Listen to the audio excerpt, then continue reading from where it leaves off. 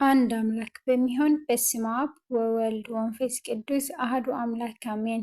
የሉቃስ ወንጌል ምዕራፍ 15 ቀራጮችና ኃጢአተኞችም ሁሉ ሊሰሙት ወደ እርሱ ይቀርቡ ነበር። ፈሪሳውያንና ጸሐፊዎችም ይህስ ኃጢአተኞችን ይቀበላል፣ ከእነርሱም ጋር ይበላል ብለው እርስ በራሳቸው አንጎራጎሩ። ይህን ምሳሌ ነገራቸው እንዲህ ሲል፣ ሞተው በግ ያለው ከእነርሱም አንዱ ቢጠፋ 99ኙን በበረሃ ትቶ የጠፋውን እስኪያገኘው ድረስ ሊፈልገው የሚሄድ ከእናንተ ማን ነው? ባገኘውም ጊዜ ደስ ብሎት በጫንቃው ይሸከመዋል። ወደ ቤትም በመጣ ጊዜ ወዳጆቹንና ጎረቤቶቹን በአንድነት ጠርቶ የጠፋውን በጌን አግኝቼዋለሁና ከእኔ ጋር ደስ ይበላችሁ ይላቸዋል። እላችኋለሁ እንዲሁ ንስሐ ከማያስፈልጋቸው ከ99 ጻድቃን ይልቅ ንስሐ በሚገባ በአንድ ኃጢአተኛ በሰማይ ደስታ ይሆናል።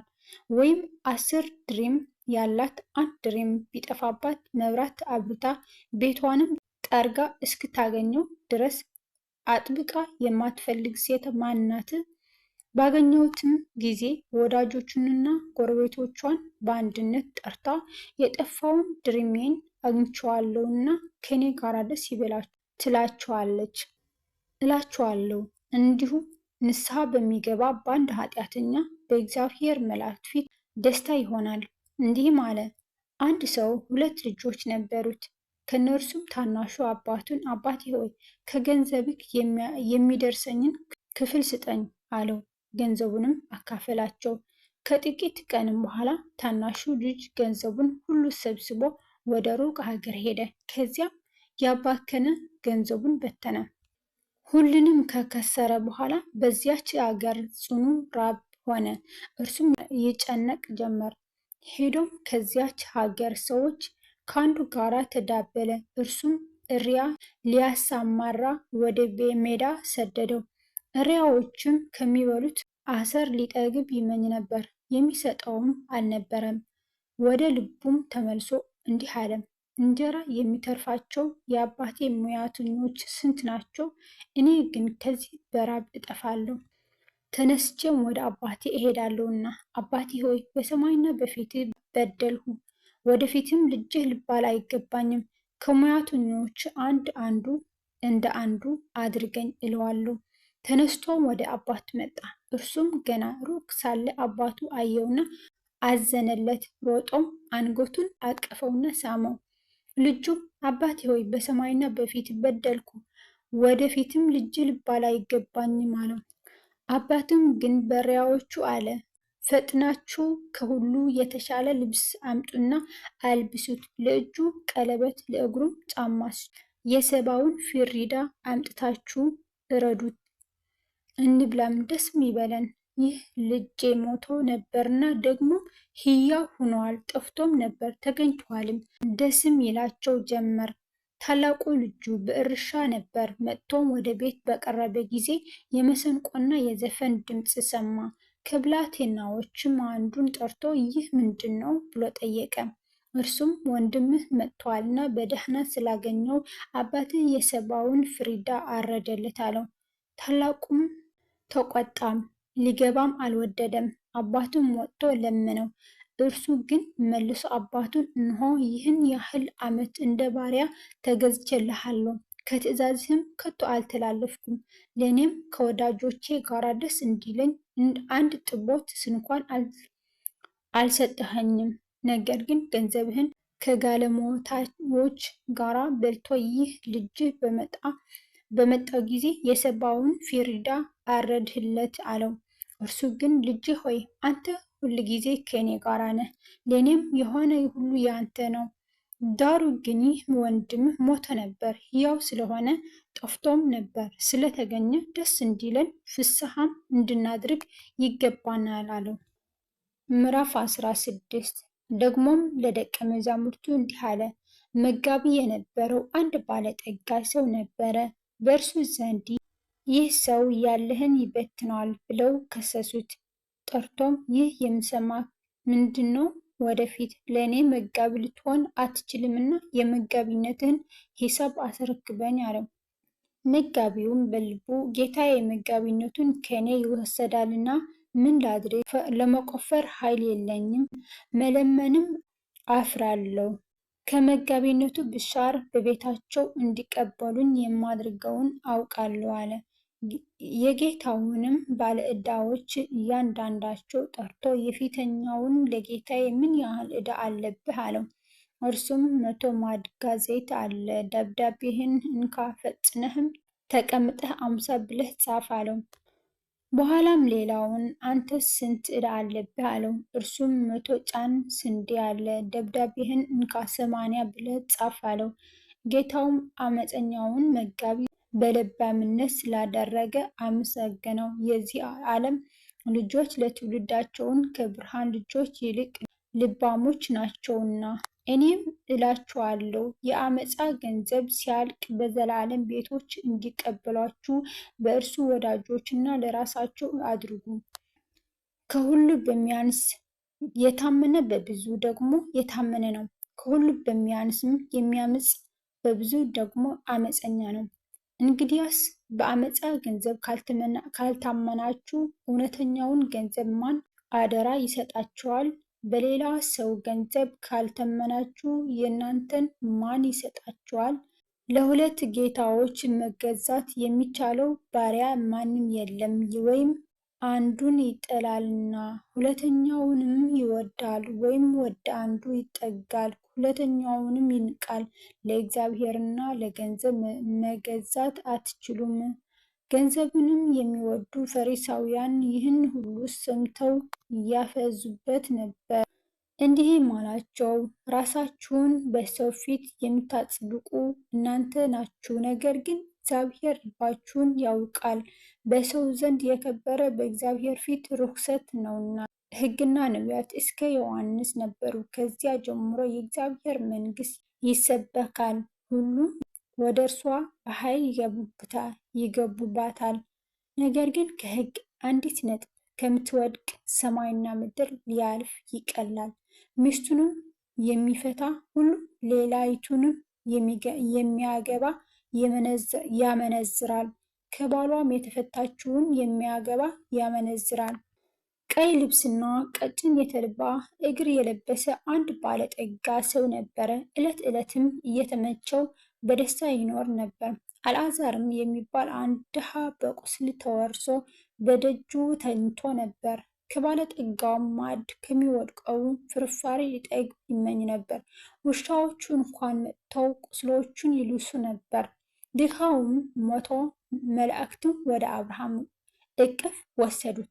ባለጠጋውን ደግሞ ሞተና ተቀበረ። በሲኦልም በስቃይ ሳለ አሻቅቦ አብርሃምን በሩቅ አየ፣ አልዓዛርንም በእቅፉ።